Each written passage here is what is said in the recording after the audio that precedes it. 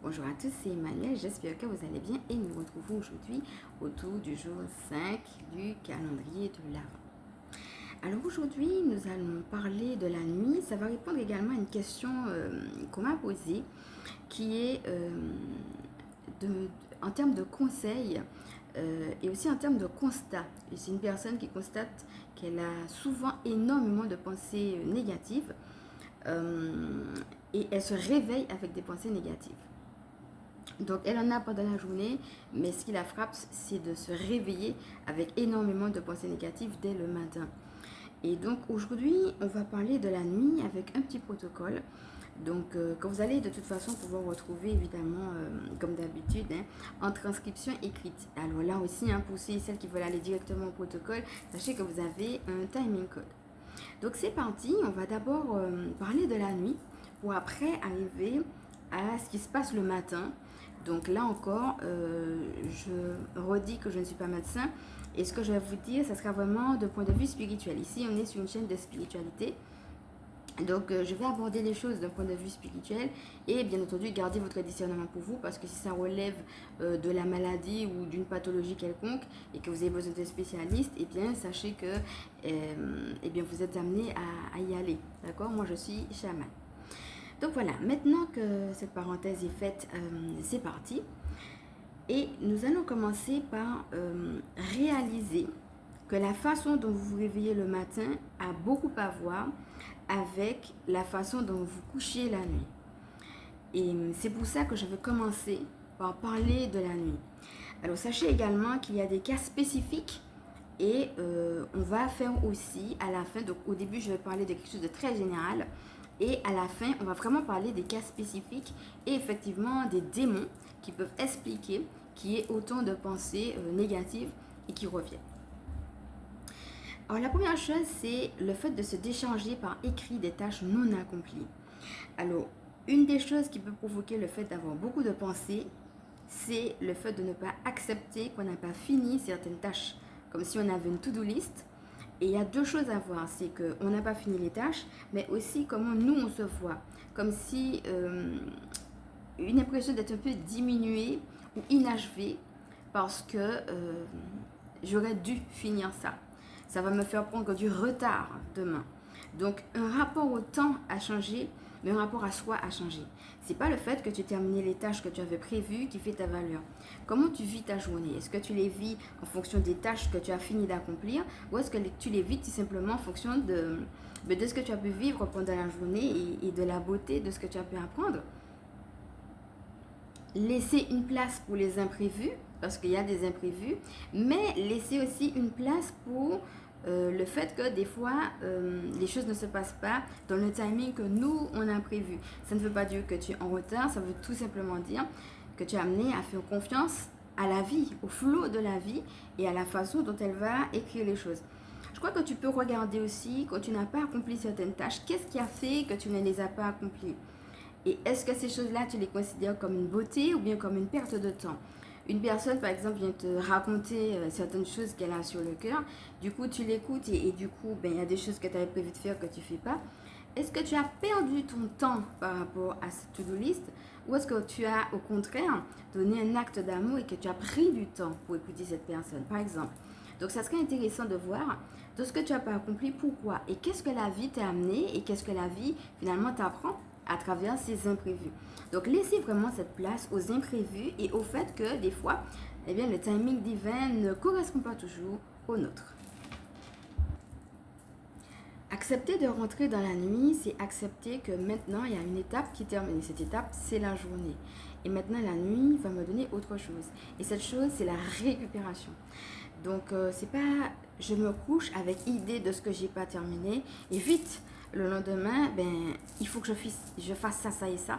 Parce que comme je me suis couchée avec ce que j'ai pas fini, et avec la frustration que ça m'a donné de ne pas l'avoir fini, eh bien, il est possible que ça vienne rajouter le matin au réveil, en effet, quelque chose de l'ordre de la frustration et de l'ordre du vite et de l'ordre du il faut faire ça, et même être un petit peu brusqué vis-à-vis de soi et même brusquer les autres pour finir justement les tâches.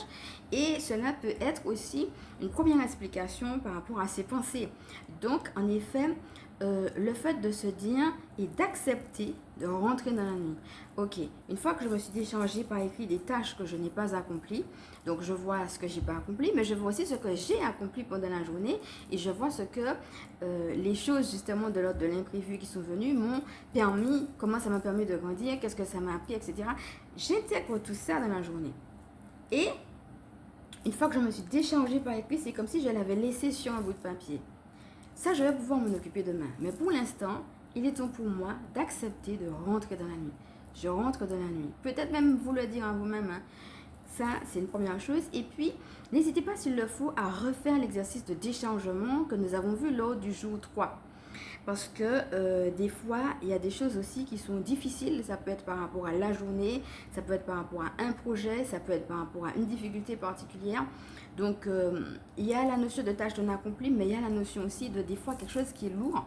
Donc, si vous voyez qu'il y a quelque chose qui a été difficile pendant la journée, en plus de ça, je vais vraiment ajouter le fait de ne pas vous endormir sur quelque chose qui a été lourd. Vous voyez, prenez vraiment ce temps. On a vu, hein, on a fait un exercice de déchargement lors du jour 3.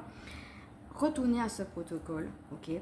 Donc, première chose, c'est décharger par écrit des tâches non accomplies et accepter de rentrer dans la nuit. Et deuxièmement, ne pas rester sur des choses lourdes en vous endormant dessus. Faites l'exercice de déchargement. Déchargez-vous pour pouvoir rentrer dans quelque chose de beaucoup plus paisible. Alors, il y a aussi autre chose. On parlait du fait d'accepter d'entrer dans la nuit, avoir un rituel qui va pouvoir marquer ce temps. Alors, à vous de trouver votre propre rituel en fonction de ce que vous aimez. Ça peut être... alors, je vais vraiment tout ce qui est télé, scroller sur les réseaux sociaux. On va éviter tout ça, ok. On va éviter tout ça parce que on a besoin de se préparer justement à rentrer dans la nuit. Mais j'ai envie de dire comme si c'était un espace de méditation. Quand vous méditez, vous le faites en conscience, un petit peu comme on a eu l'occasion de faire ensemble. Là, c'est de l'ordre de l'inconscient puisque vous dormez, mais il y a des choses qui se passent spirituellement quand même pendant que vous dormez. Donc, de bon comme de mauvais, soit dit en passant, on va y retourner dans une prochaine vidéo, hein, parce qu'il n'y a pas que le bon pendant qu'on dort. Mais l'idée, ça sera que je ne sais pas juste que je dors et que c'est mon corps seulement. C'est que je vais aussi, certes mon corps va se reposer, mais je vais rentrer dans un espace de méditation. Je vais rentrer quelque part comme si c'était dans un bain spirituel. Et le fait de voir la nuit comme ça, c'est déjà une autre façon de voir la nuit comme si c'était juste une parenthèse pour que les jours se succèdent. On a un autre rapport à la nuit quand on le voit comme ça. Et ce qui va être intéressant pour marquer ce temps, c'est d'avoir votre propre rituel. Pour certaines personnes, ça va être par exemple allumer une petite bougie, prendre un petit thé, faire une méditation, même faire une petite prière, écouter une musique douce, etc. C'est vraiment à vous de mettre en place ce temps cocooning. Hein. On avait déjà parlé des temps cocooning. Faites votre propre rituel, ce sera votre temps cocooning à vous avant de vous coucher. Et ça sera un temps qui sera doux. C'est pas la télé, c'est pas les réseaux sociaux, c'est pas les distractions. C'est vraiment un temps pour vous, comme si vous rentriez dans un espace de méditation. Alors pour finir, une chose très intéressante, ça sera de finir avec une gratitude. Quand vous faites votre rituel, vous voyez, si vous finissez avec une touche positive, il est des chances que vous vous réveillez le matin avec cette touche positive-là. Vous voyez ? Donc, on a fait un protocole de gratitude, pourquoi ne pas y retourner? Prenez ce temps après votre rituel ou pendant votre rituel. Alors, vous voyez, on a parlé de l'importance de se décharger aussi des choses qui ne vont pas. Donc oui, on les a regardées, les choses qui ne vont pas. Mais une fois qu'on s'est déchargé, eh bien dans le rituel, on va vraiment accentuer sur les choses qui vont et surtout être en gratitude. Et donc, et même être en émerveillement. Ça peut être quelque chose de général, ça peut être quelque chose de précis, mais il y aura 2 temps que je vais vous proposer ici. Avec l'aspect de la gratitude, ça sera justement, pour une chose ou pour plusieurs choses, pour la journée de manière générale. Mais prenez le temps de contempler aussi les choses avec ce regard de merci Seigneur, voilà, de joie, de bienveillance et tout. Peut-être qu'il y a des fois où c'est plus difficile que d'autres, en effet, par rapport à ce qui vous est arrivé dans la journée. Mais même si vous arrivez des journées méchantes, comme on dit, eh bien, prenez quand même, ne serait-ce qu'une petite chose que vous avez aimée dans la journée, même si c'est une chose qui paraît banale ou simple. Et n'hésitez pas à revenir sur le protocole de gratitude qu'on a vu justement, à l'intégrer dans votre rituel du soir ou alors à finir votre rituel du soir avec. Et la deuxième chose que je voulais vous dire, ça c'est plutôt pour en termes de projets ou de choses à faire, etc.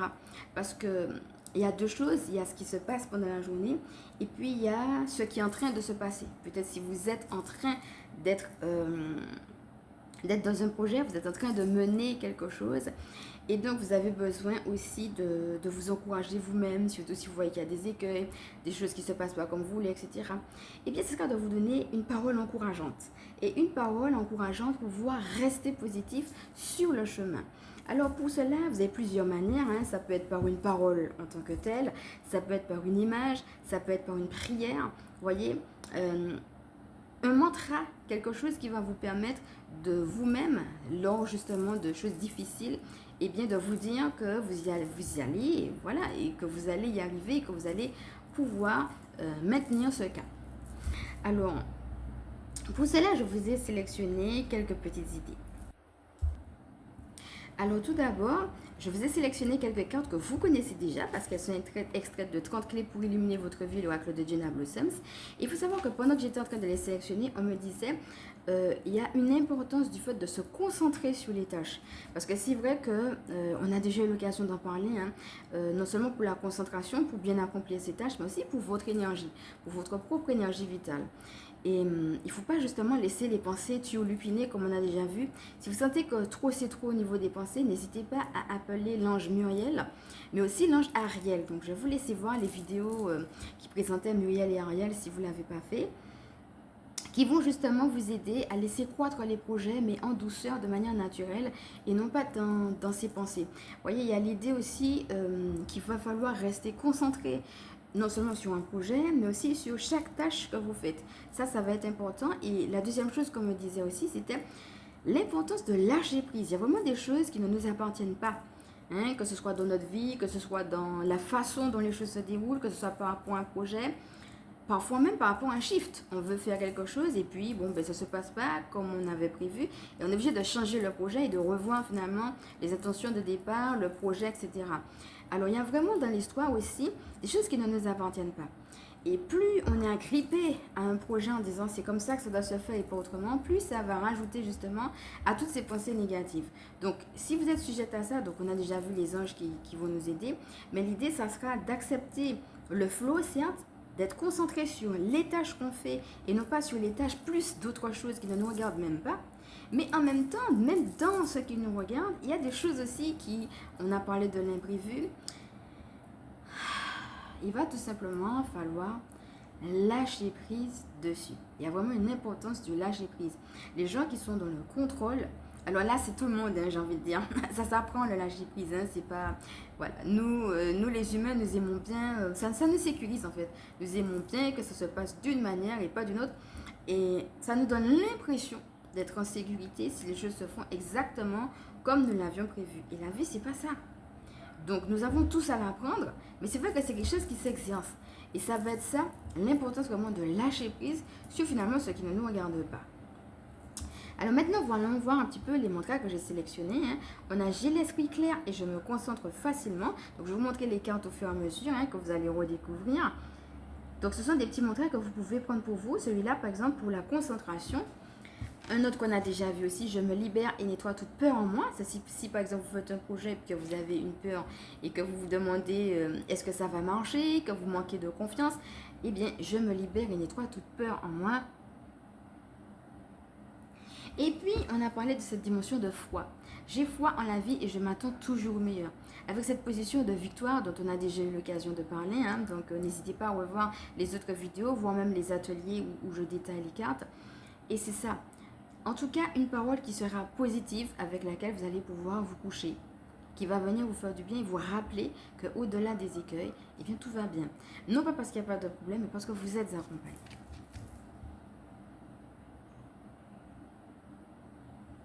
Voilà mes amis. En termes d'image, par exemple, peut-être certaines personnes, ça sera la parole, peut-être d'autres, ça sera plus une image. Bon, des fois, ça peut être un mix de plusieurs choses en même temps. La dernière fois, par exemple, lors de la méditation sur l'ouverture du cœur, on a vu l'image de la rose. Si cela peut vous apaiser, vous pouvez vous imaginer tout simplement qu'il y a une grande rose qui est là, qui est posée sur votre cœur et qui vous apporte justement cette douceur, cette humilité, ce réconfort dont vous avez besoin. D'accord? Vous n'êtes pas forcément obligé de refaire toute la méditation, bien entendu, vous le pouvez, mais ça peut être juste une image marquante. Par exemple, l'image d'une rose posée sur son cœur. Il faut respirer avec cette image et cela, en effet, vous fait du bien. Ça peut être aussi une prière que vous-même vous allez inventer par rapport justement à ce que vous vivez. Ça peut être une prière que vous écrivez et sur laquelle vous revenez. Vous savez, parfois on a besoin de revenir sur les choses encore et encore pour se rassurer. Puis à un moment donné, bon, on est passé à autre chose. Et ça peut être aussi, voilà, une prière, que ce soit une parole, une image, une prière. Quelque chose en tout cas qui va vous permettre de rester positif et de vous encourager vous-même, de vous dire à vous-même que ça va aller. Et pour justement ancrer tout ça, je vais toujours dans le protocole vous encourager à finir avec EFT, la séance qu'on avait faite qui s'intitule Être et rester positif. Donc justement, c'est une séance qui est courte, il y a juste une ronde et justement le but c'est de rester positif. Donc si vous voyez que vous avez un petit peu de mal par rapport à ça, et bien tout ce qu'on a vu là, c'est-à-dire la gratitude et ce qui va vous permettre que ce soit une parole, une image, une prière, de rester justement dans cet encouragement à vous-même. Et puis vous finissez avec la séance de FT, être et rester positif. Tout cela va beaucoup vous aider.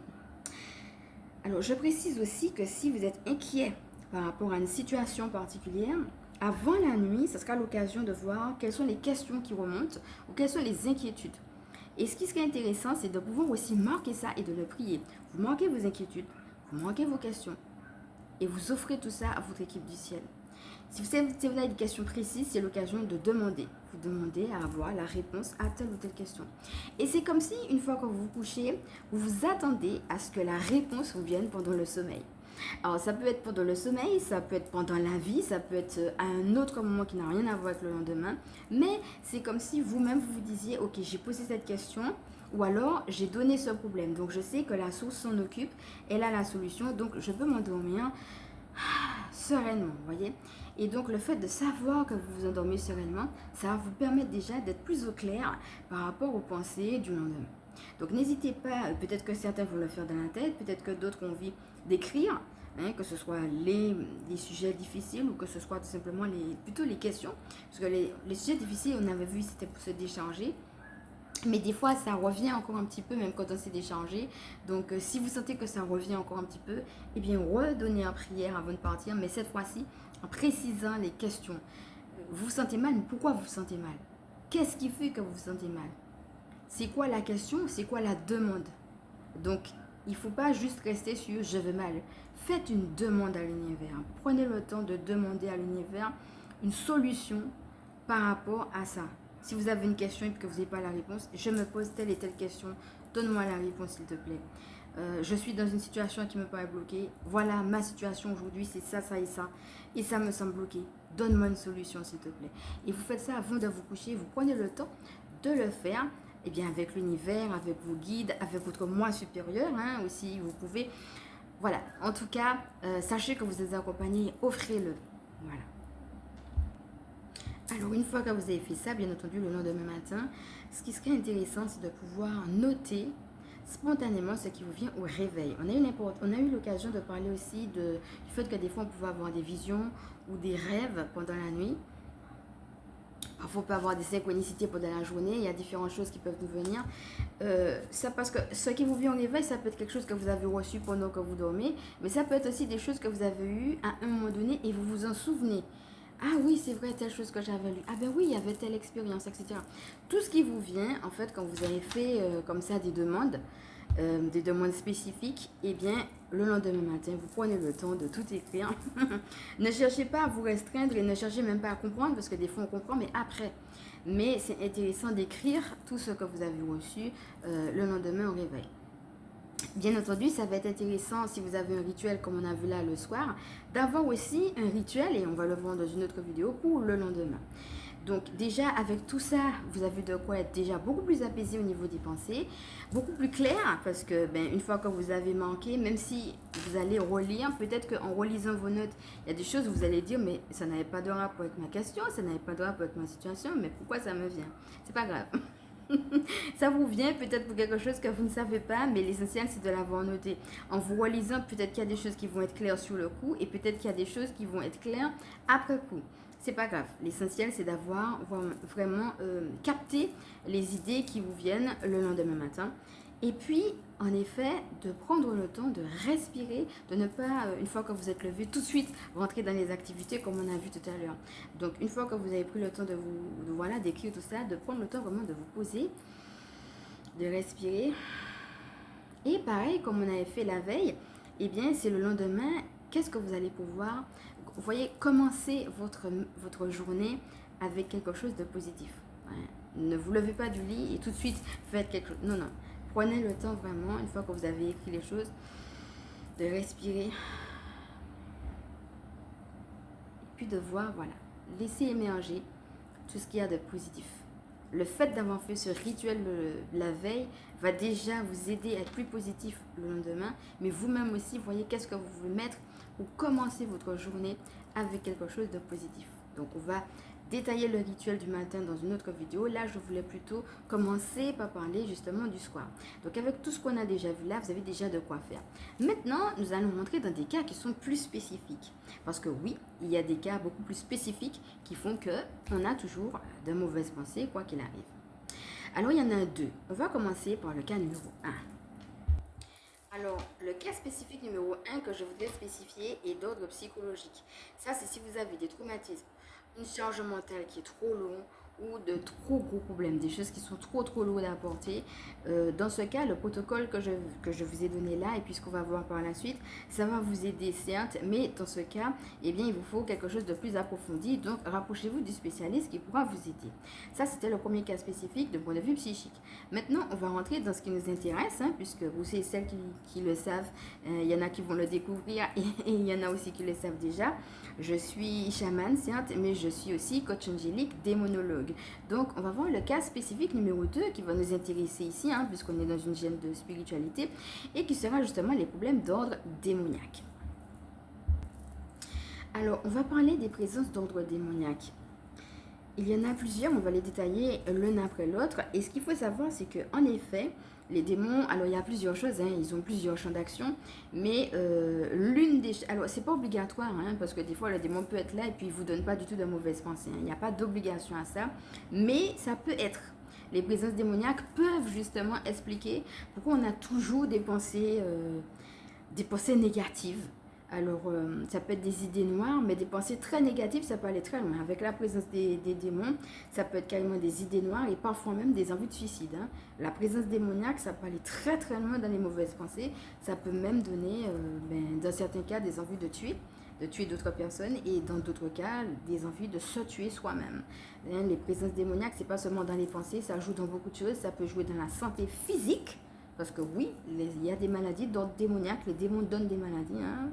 Je n'ai pas dit que toutes les maladies viennent des démons, mais il y a des démons qui provoquent des maladies. Et là encore, c'est multifactoriel ce que je vais dire. Même psychiquement, c'est multifactoriel. Moi, je ne suis pas psychologue, mais je suis amenée à vous le dire. La présence des démons donne aussi des problèmes d'ordre psychique. C'est-à-dire qu'ils peuvent aussi entraîner des déprimes, des dépressions, voire même carrément des envies de suicide. Donc, c'est vrai que c'est important de voir un petit peu ce qui se passe d'un point de vue de la démonologie. Donc, on est parti. Alors, la première chose que je vais voir avec vous, c'est la présence des démons qui peuvent être de plusieurs sortes. Alors, ça peut être des démons que vous avez contractés à un moment donné pendant votre journée, dont vous n'êtes absolument pas conscient. Alors, ça peut être parce que vous les avez pris dans un lieu particulier. Et ça peut être parce que vous les avez pris parce que vous avez été en contact. Alors, en contact, ça peut être que vous avez eu un échange parce que vous avez parlé ou autre. Mais parfois, non. Parfois, ça peut être que juste vous êtes à côté d'une personne qui... Vous êtes dans un TCSP, vous êtes dans un train, dans un bus ou autre, vous êtes à côté d'une personne qui a des démons en lui. Et ça, vous ne le savez pas. Vous êtes juste à côté et ça suffit. Quand je dis contact, c'est ça. Ce n'est pas forcément une personne que vous connaissez avec qui vous êtes en interaction. Ça peut être Mais des fois, c'est juste, vous êtes dans une salle d'attente, vous êtes chez le médecin, vous êtes dans une salle d'attente, il y a une personne qui a des démons, c'est bon. Vous êtes à la caisse, vous êtes que de faire la queue, vous allez passer pour payer vos articles. Il y a une personne qui a un démon juste derrière vous, c'est bon. Le contact, c'est pas forcément que vous allez toucher la personne. Ça peut être une interaction parce que vous avez touché, parce que vous avez parlé, etc. Mais des fois, c'est juste le simple fait d'être en présence d'une personne qui, elle, avait des démons en elle. Donc voilà, ça peut être le lieu, ça peut être une personne que vous avez fréquentée qui vous les a donnés. Et puis ça peut être aussi des expériences, parce que des fois les démons prennent aussi beaucoup de temps à se manifester. Vous pouvez avoir vécu une expérience dans votre passé et avoir été mis en contact avec un ou plusieurs démons à ce moment-là.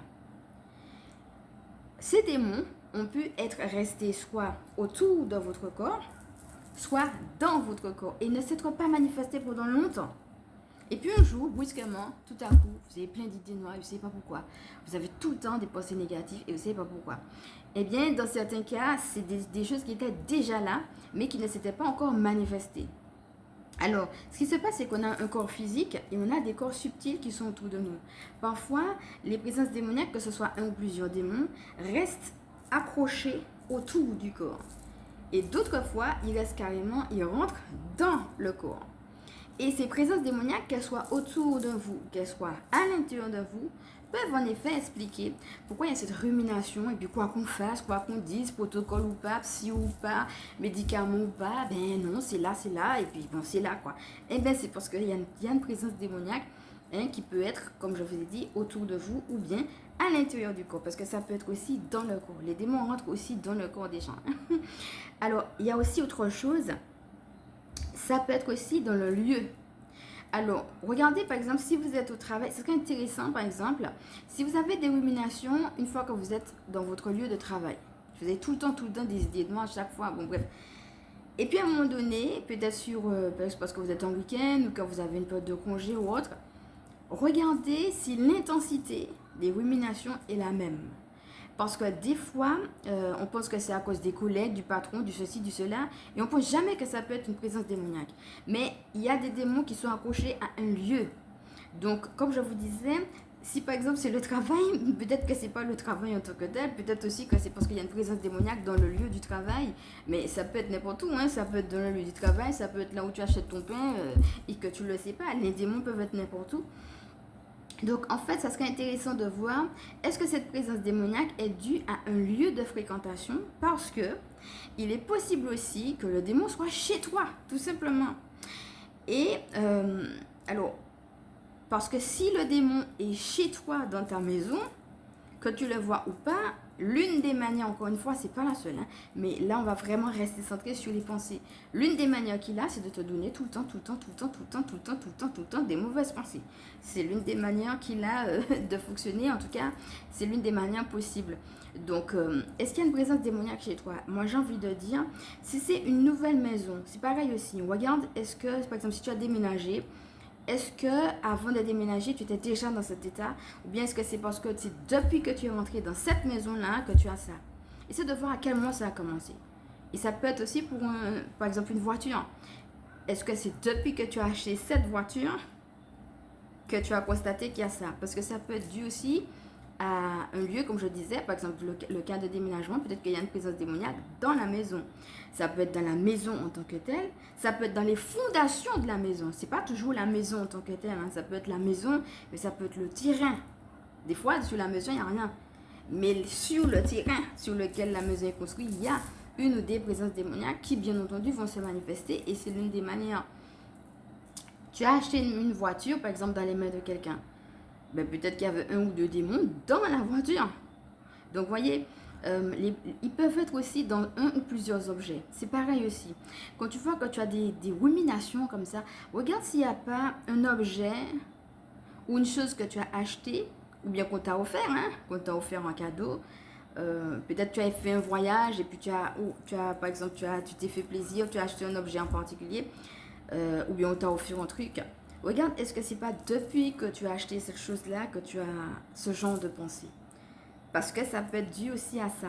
La présence démoniaque, alors un ou des démons, des fois il y en a plusieurs, peut être aussi due à un objet. Donc, est-ce que c'est la maison? Est-ce que c'est un ou plusieurs objets de la maison? Est-ce que c'est dans un autre lieu que tu fréquentes? Est-ce que c'est une personne? Voilà, il y a différentes choses à voir. Donc là, c'est sûr que moi, je suis démonologue, donc dans une séance de démonologie, ce sont des choses que je vais voir. Là, on est en train de rester très général, mais il faut savoir que toujours est-il que, comme je disais, les démons peuvent être autour de toi, ils peuvent être en toi, mais ils peuvent être aussi à l'extérieur. Ils peuvent être dans ta maison. Ils ne sont pas en toi, ils ne sont pas autour de toi, mais ils sont dans un lieu où tu vas, ou alors un lieu où tu vis, ou alors un objet avec lequel tu es en contact. Et c'est pareil, ça peut être un objet que tu as l'habitude de toucher, mais ça peut être un objet que tu ne touches pas du tout. On t'a offert par exemple un sujet de je sais trop quoi, même pris dans une brocante, un petit boui-boui. Tu déposes l'objet là, tu ne le touches jamais. Ben, s'il y a des démons dans l'objet, ben, c'est normal qu'ils te sautent dessus. Hein. Et l'une des manières qu'ils ont de te sauter dessus, ça va être par des pensées redondantes et extrêmement négatives et embêtantes. Et je répète que ça peut aller très loin, ces pensées-là. Alors, une deuxième chose, on est toujours dans les présences démoniaques ici, ça sera les fantômes. Alors, il y a deux types de fantômes. Il y a ce qu'on appelle... alors, je reprends l'expression, hein, c'est ce qu'on appelle des caspers. J'ai bien aimé l'expression un jour que j'avais entendu. Les caspers, j'avais entendu un jour, c'était le Lumineuse qui parlait de caspers. Alors, je vais expliquer, mais c'est ce que moi je vais appeler des gentils fantômes. Alors, c'est-à-dire, ce sont des gens qui sont morts et qui, pour une raison ou une autre, ne sont pas passés de l'autre côté. C'est-à-dire que quand on meurt, à un moment donné, on ne doit pas rester sur Terre. On doit aller, comme je dis, dans l'au-delà. Eh bien, ce sont des gens qui sont déjà morts et qui sont restés sur Terre. Ils ne sont pas allés dans l'au-delà. Et il faut qu'on fasse justement un passage d'âme avec eux pour qu'ils puissent passer dans l'au-delà. Pour plusieurs raisons, ces fantômes-là n'arrivent pas à passer dans l'au-delà. Ça, c'est la première catégorie de fantômes. Il y en a une deuxième. Ce sont les fantômes de la rébellion, ce que j'appelle les méchants fantômes. C'est-à-dire des fantômes qui ont parfaitement compris qu'ils doivent aller dans l'au-delà et qui n'ont plus rien à faire sur Terre et qui n'en ont rien à foutre. Qui ont décidé de rester sur Terre. Et non seulement qui ont décidé de rester sur Terre, mais quand c'est comme ça, vu que, en fait, quand vous êtes mort, quand une personne est morte, quelle qu'elle soit, et quelle que soit la façon qu'elle est morte, elle doit aller dans l'au-delà. Il y a un temps où elle est là, où elle erre quelque part, et à un moment donné, elle doit passer dans l'au-delà. Ça, c'est pour tout le monde. À partir du moment où une personne refuse, c'est qu'elle est dans la rébellion. Quand c'est un refus volontaire, il y en a, c'est pas volontaire, hein, parce qu'ils ne savent pas qu'ils sont morts, parce que, bon, bref, on ne va pas détailler de cette vidéo, mais il y a plein de cas dans lesquels c'est pas du tout volontaire, c'est parce qu'ils n'y arrivent pas. Mais il y a des cas où c'est un refus volontaire. Et dans le cas de fantôme de la rébellion, c'est pareil. J'ai envie de dire que dans les deux cas, ça va être, je vais rajouter quand même le petit truc par rapport au deuxième, mais dans les deux cas, ce qui se passe, c'est que les fantômes, ils n'ont pas leur place, ils n'ont pas leur place sur Terre, tout simplement. Donc, leur présence à elle toute seule va, de toute façon, bam, créer un affaissement vibratoire. Et c'est cet affaissement vibratoire qui va provoquer les mauvaises pensées, les ruminations, les idées noires, les irritabilités, les insomnies, le fait qu'on ne se sent pas bien, associé parfois à des maux physiques. Hein. Et le sentiment même quand on s'endort, le lendemain qu'on se réveille, et parfois on a envie de vomir, on se réveille le lendemain et puis on se sent pas bien. Parfois même l'impression qu'on n'a pas dormi alors qu'on a passé toute la nuit à dormir. Eh bien ça peut être la présence de fantômes dans la maison. Et cela, quel que soit le fantôme, y compris si c'est un gentil fantôme, le fait qu'il est là alors qu'il doit passer de l'autre côté explique le fait qu'il y ait justement ces pensées. Donc ça peut être dû en effet à des fantômes qui sont dans la maison, alors dans la maison ou ailleurs, ça dépend de où vous les avez pris, mais en tout cas avec lesquels vous avez été en contact. Alors ça peut être la même chose, hein, je le précise aussi, les fantômes peuvent être dans un lieu, mais c'est pareil, les fantômes parfois ils s'accrochent autour d'une corps d'une personne et parfois ils rentrent dans le corps d'une personne. C'est plus rare, mais ça existe. Il y a des fantômes des fois qui se mettent brusquement à rentrer dans le corps d'une personne. Et là, la personne dit, ouais, mais j'ai des idées noires, j'ai tout dans tes pensées négatives, qu'est-ce qui m'arrive, j'ai envie de pleurer, ça se fait brusquement, je ne me reconnais plus. Eh bien, des fois, c'est ça. Des fois, c'est ça. Donc, là encore, hein, dans une séance de démonologie, on peut voir si un fantôme et où est-ce qu'il est. Là, je donne des idées très générales, mais voilà, j'explique les réalités qui font que des fois, on a ces mauvaises pensées-là. Alors, je vais quand même préciser justement pour le deuxième. c'est qu'on ne peut pas faire de passage d'âme avec eux. Les gentils fantômes, on peut faire un passage d'âme parce que, étant donné qu'ils n'ont pas conscience, eh bien, il y a justement, c'est juste d'ouvrir cette lumière sur la conscience que, eh bien, leur place est ailleurs et que dans cet ailleurs-là, ils seront mieux. Mais dans le cas des fantômes de la rébellion, ça ne se passe pas comme ça. Dans le cas des fantômes de la rébellion, tu ne peux pas leur dire parce qu'ils ont déjà la pleine conscience. Donc, dans le cas du fantôme de la rébellion, ce n'est pas un passage d'âme qu'il faut. C'est une exorcisation. Comment on appelle ça? Je crois que j'ai inventé un mot là. En tout cas, ça relève de l'ordre de l'exorcisme. Voilà, c'est ça. C'est un exorciste. Donc, c'est un exorcisme ou alors une délivrance. Je suis plus habituée avec ce mot, mais en fait, le mot délivrance est plus quand on parle des démons. D'accord? Quand on parle des fantômes, c'est autre chose parce que les démons, ils n'ont jamais eu de corps, quoi. Ce sont des entités négatives, des entités démoniaques, des entités qui font du mal. Alors que les fantômes, ce sont des gens qui ont été humains à un moment donné. Donc, c'est pourquoi les termes ne sont pas les mêmes. Mais il y a l'idée de chasser. Dans le cas du gentil fantôme, on ne veut pas chasser, on va accompagner vers la lumière. Dans le cas du fantôme de la rébellion, il faut le chasser. Et dans le cas des démons qu'on a vu tout à l'heure, il faut les chasser aussi. Ça ne part pas comme ça ne part pas tout seul. Et c'est pas un médecin ni un médicament qui chasse les démons et qui chasse les fantômes. Ça relève carrément de l'ordre de l'exorcisme. On va voir le dernier point. Donc, alors, dans le dernier point, il y a encore deux choses. Il y a les esprits humains et la magie noire, mais ils sont liés. Je vais vous expliquer pourquoi. Alors, on va commencer par les esprits humains. Les esprits humains sont des gens qui pratiquent la magie noire. Souvenez-vous de ce qu'on a dit tout à l'heure sur les corps subtils qui est autour de nous. Alors, la vidéo ne va pas porter sur les corps subtils, et puis je vous le dis, c'est pas ma spécialité non plus. Voilà, moi je suis démonologue, donc c'est pas ma spécialité, il y a des trucs, je vais pas pouvoir entrer dans les détails. Mais je vais dire que le corps spirituel, ce sont des gens qui se sont associés au diable pour avoir des pouvoirs. L'un des pouvoirs qu'ils ont manifesté, donc dans ce cas précis, l'un des pouvoirs qu'ils ont manifesté, c'est la possibilité de sortir de leur corps physique. C'est comme si, par exemple, c'est-à-dire le corps physique est là. En général, d'ailleurs, quand c'est comme ça, il est froid. Il est là comme si la personne est morte. Il est froid. Et la personne se déplace consciemment. Et il se dirige consciemment avec son corps spirituel. Et donc, dans le but de nuire, parce que c'est dans le cas de la magie noire. Donc, à ce moment-là, c'est ce qu'on appelle un esprit humain. Ça veut dire que la personne, elle est là à côté de vous comme si c'était un fantôme ou un démon, sauf que c'est une personne humaine. Après, une fois qu'elle a fini, elle rentre à nouveau dans son corps. Donc forcément, quand c'est comme ça, c'est soit la personne vous épie, soit la personne touche à vos affaires, parce que des fois, les esprits humains peuvent toucher aussi à des choses pour mettre justement à travers leur présence démoniaque. Comme ils se sont associés à Satan et qu'ils ont déjà cette corrélation avec les démons, et bien des fois, ce sont des gens qui peuvent venir juste à côté de vous, juste pour vous affaisser et vous épier, pour justement bloquer vos affaires, parce qu'en général, c'est comme ça que ça se passe dans la magie noire.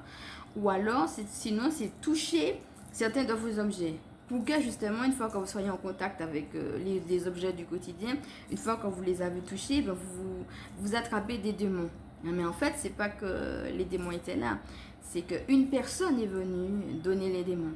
En fait, c'est comme si c'était vous qui vous déplaciez, sauf que au lieu que ce soit votre corps physique, c'est le corps spirituel. Il y a des gens comme ça qui se déplacent spirituellement, qui vous regardent comme l'homme invisible. Ils sont là à côté de vous, ils vous regardent, ils vous écoutent, ils touchent vos affaires s'ils ont vu de mettre des démons ou deux, et puis ils s'en vont. Comme ça leur permet de voir quelles sont vos habitudes, pourquoi vous priez, qu'est-ce que vous voulez faire, et ça leur permet de prier tout simplement pour que ça ne marche pas.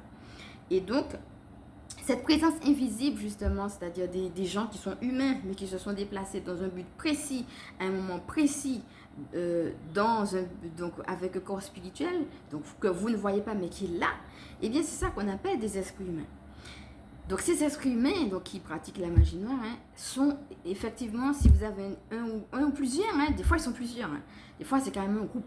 Donc, un ou plusieurs esprits humains qui viennent et puis qui se déplacent chez vous, et puis qui font comme ça le moulin entre chez eux et puis chez vous parce qu'ils vous ont pris un grip et puis qu'ils ont envie de foutre une magie noire sur vous et de vous emmerder. C'est tout à fait normal que vous ayez tout le temps des pensées et que rien ne vienne à vous de ces pensées. Il faut chasser ces esprits humains et bloquer leurs prières, parce que s'ils viennent chez vous, c'est pas pour regarder, c'est pour regarder et prier contre vous d'une manière ou d'une autre. Donc il faut les chasser, bien sûr, pour qu'ils ne rentrent plus chez vous, mais il faut aussi bloquer les effets de leur prière, et puis vous-même aussi vous purifiez, parce que s'ils sont restés à côté de vous, il y a le fait qu'ils sont restés à côté de vous, mais certainement, est-ce que s'ils sont à côté de vous, ils ont déjà commencé à prier contre vous et vous ne le savez pas. Et le fait d'avoir les premières pensées comme ça négatives, c'est certainement une première marche, et donc il va falloir traiter ça, ok? Donc les esprits humains. Alors la dernière chose, tout simplement, c'est la magie noire. Donc là, c'est pas une personne qui se déplace, c'est une personne qui est chez elle, et qui, de chez elle, envoie une magie noire sur vous. Et là, vous dites, ouais, j'ai tout le temps des mauvaises pensées, qu'est-ce qui se passe, etc. Ben, si on a envoyé une magie noire sur vous, encore une fois, ça, la magie noire ne fait pas que ça. Et encore une fois, dans ce que je vous dis, il n'y a pas d'obligation. Il y a des gens qui peuvent être victimes de magie noire, qui n'ont aucune mauvaise pensée, etc. Il n'y a pas d'obligation. Mais c'est un des champs possibles, une des actions qu'ils ont. Donc, finalement, une personne qui fait de la magie noire contre vous, une ou des fois il y en a plusieurs, qui font de la magie noire contre vous, peut expliquer en effet que vous ayez tout le temps des pensées comme ça, tout le temps négatives, et surtout que vous vous réveillez avec le matin. Alors, il faut aussi se demander finalement qu'est-ce qui se passe le soir. Parce qu'il y a ce que je vous ai dit de manière générale, mais qu'est-ce qui se passe le soir? Parce que là, on ne va pas le détailler dans les médias, mais il faut savoir qu'il y a des présences démoniaques le soir aussi. Alors, bien entendu, il y a des esprits humains, des fantômes, des présences démoniaques, de la magie noire qui peuvent profiter de la nuit pour se manifester avec plus d'ampleur. Non pas qu'elles attendent la nuit, mais qui peuvent profiter de la nuit pour se manifester avec plus d'ampleur. Donc, c'est possible aussi. Hein, peut-être regarder quand est-ce, et puis regardez aussi qu'est-ce qui se passe pendant la nuit, mais demandez à Dieu de vous révéler ce qui se passe pendant la nuit. Parce qu'il y a aussi vous voyez, il y a plusieurs possibilités en fait. Normalement, quand vous dormez, vous devez être accompagné par votre équipe du ciel pour aller justement, je vais dire, dans un ailleurs. Et en fait, vous aussi, vous voyagez, vous allez dans un ailleurs pour prendre des informations, des encouragements, des choses, etc.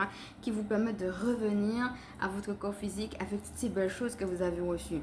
Mais il n'y a pas que votre équipe du ciel. Pendant la nuit, vous avez des démons qui se baladent aussi. Et des fois, pendant la nuit, pendant que votre équipe du ciel est en train d'essayer de vous faire monter, vous avez un blocage. Vous avez des démons, vous avez des esprits humains, vous avez de la magie noire qui fait barrage et qui vous empêche de monter là où vous devez monter.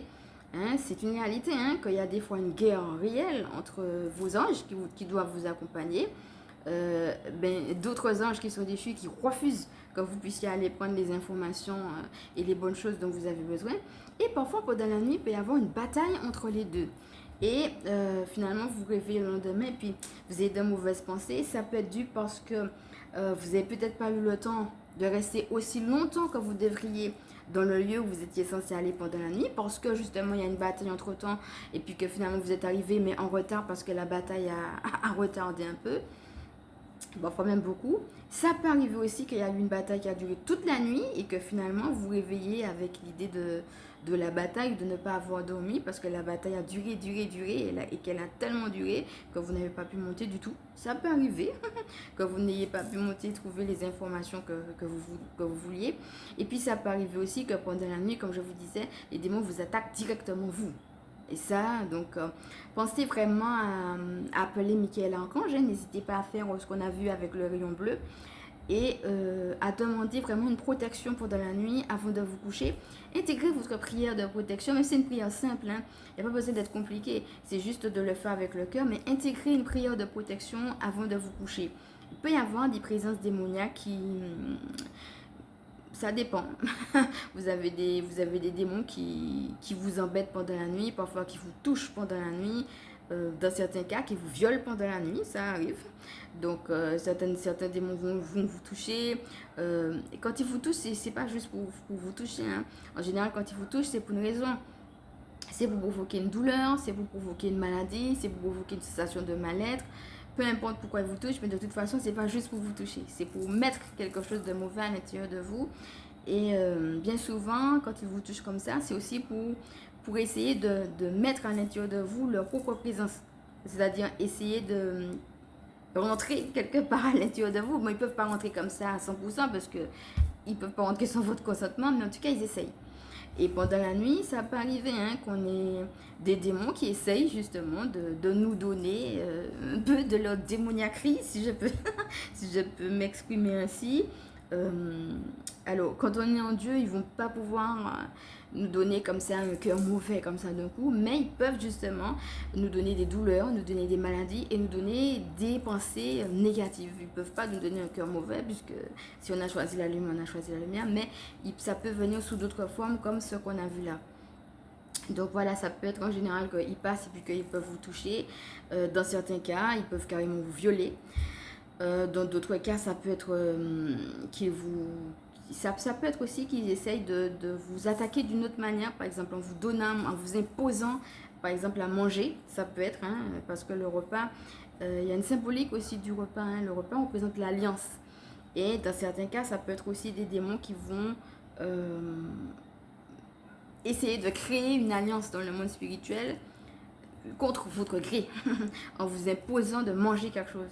Donc vous êtes là, vous avez l'impression que vous avez mangé une bonne nourriture et puis vous vous réveillez, vous avez de mauvaises pensées, etc. Ah, mais pourquoi?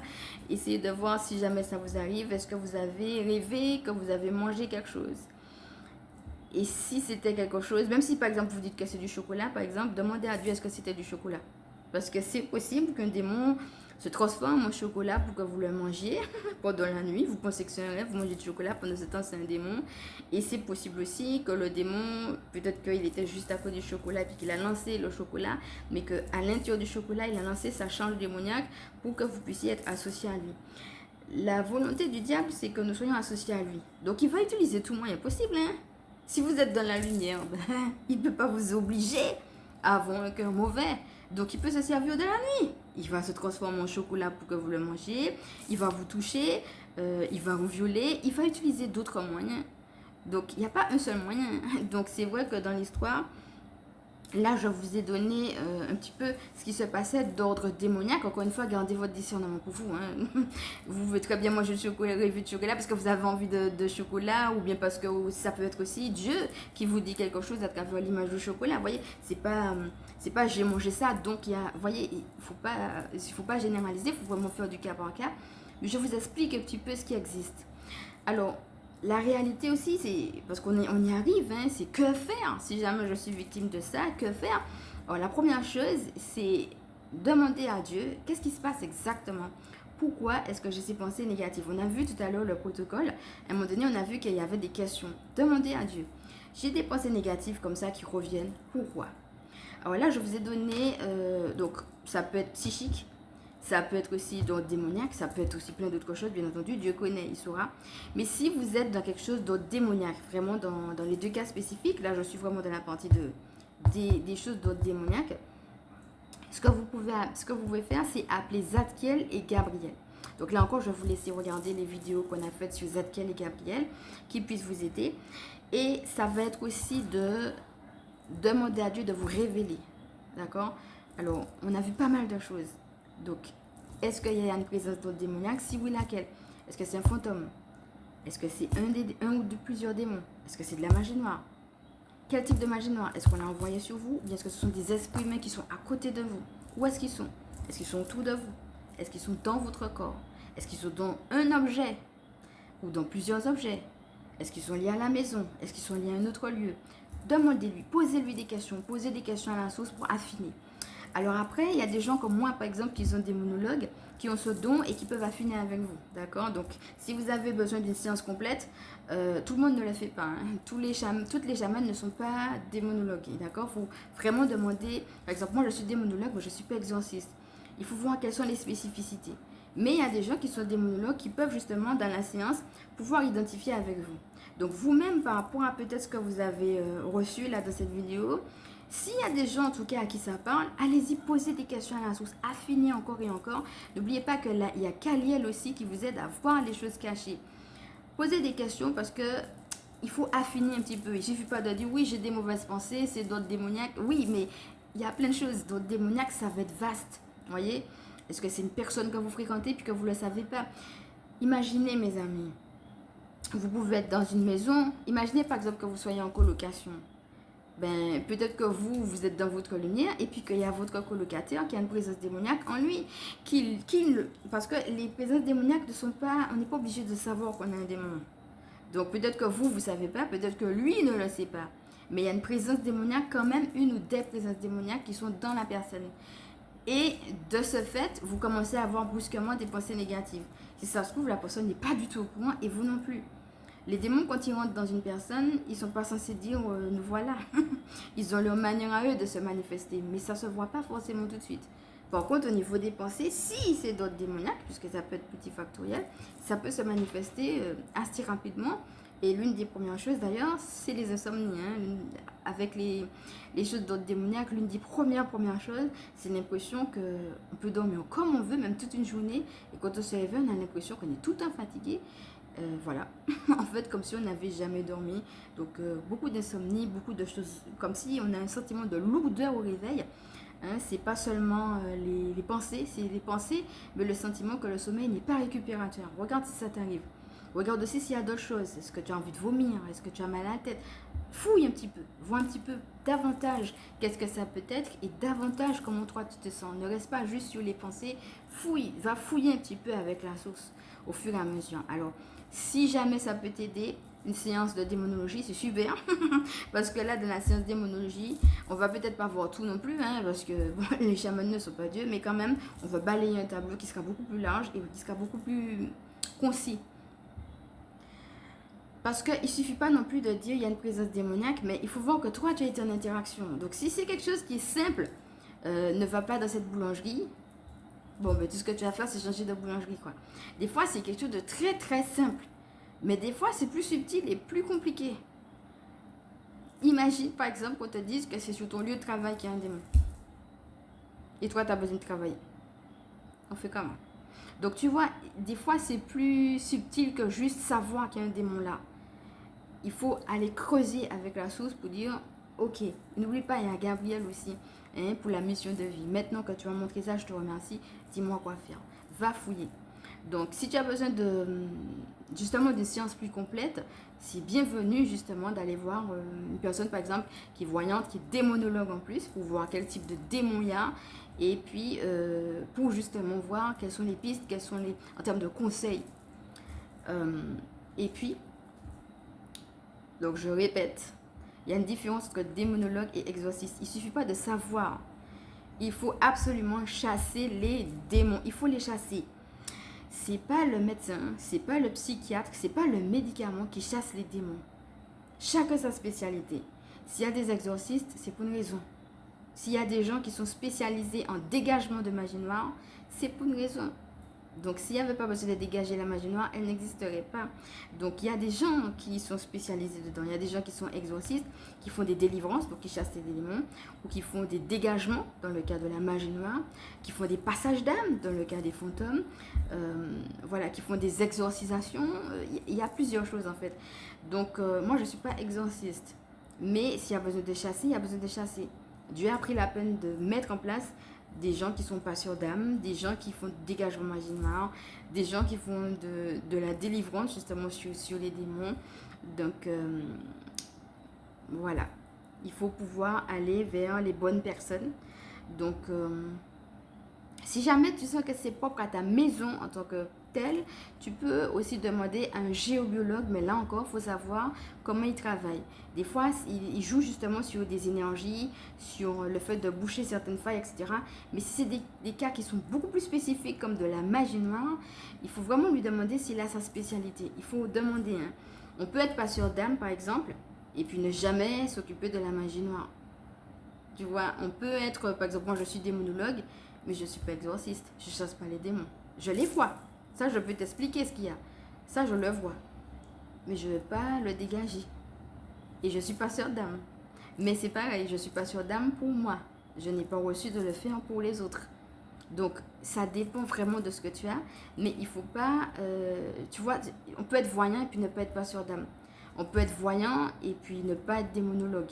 On peut être voyant et ne pas faire de dégagement de magie noire. Tu vois, c'est pas tous les voyants ou tous les guérisseurs qui font ça.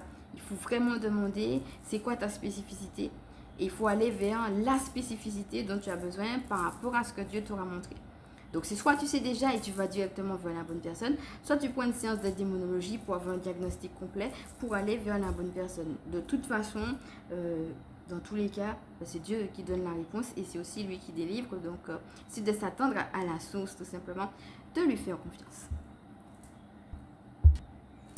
Donc voilà, nous sommes arrivés au terme de cette vidéo. Hein. Nous avons toute une partie avec un petit protocole pour préparer sa nuit et des petits conseils. Et puis une autre partie plus spécifique, je vais dire une partie démonologie, mais qui faisait partie justement aussi de la question et des réalités de ce qui se passait aussi pendant la nuit. Et donc voilà, pour ce jour 5, je vais t'inviter à quelque chose de très simple. Ce sera tout simplement de te poser et de faire ton propre rituel. Donc là, tu vas retrouver toutes les étapes qu'on a dit pour pouvoir bien préparer sa nuit et se réveiller frais le matin.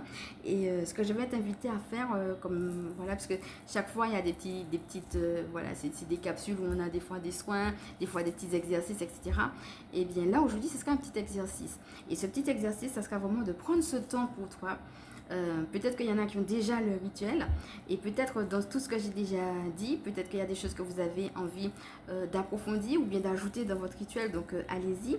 Et peut-être aussi qu'il y en a qui n'avaient pas ce rituel, et bien je vais t'inviter à le faire. Donc ça sera tout simplement de prendre un petit temps avant de te coucher pour te préparer ton propre rituel et pour pouvoir mettre en place et bien, toutes les astuces que tu vas pouvoir retrouver en transcription et que nous avons vues ici. Donc voilà, je te fais de gros bisous, je te dis à bientôt et donc n'hésite pas à me dire comment ça s'est passé pour toi et à interagir en commentaire voilà, sur la manière dont tu as pu préparer ta nuit. Alors je vais me présenter maintenant pour celles qui ne me connaissent pas. Je suis Emmanuel, je suis chamane. Ma mission de vie consiste à permettre aux énergies sacrées de s'intégrer dans nos vies humaines. Je suis aussi spécialiste en recouvrement d'âme et en vitalité énergétique. Gardienne spirituelle des familles qui pratiquent l'école à la maison. Alors si cette vidéo t'a plu maintenant, je vais t'inviter à liker si tu penses qu'elle peut aider d'autres, bien évidemment à partager, pourquoi pas à t'abonner. Je te fais de gros bisous et je te dis à demain.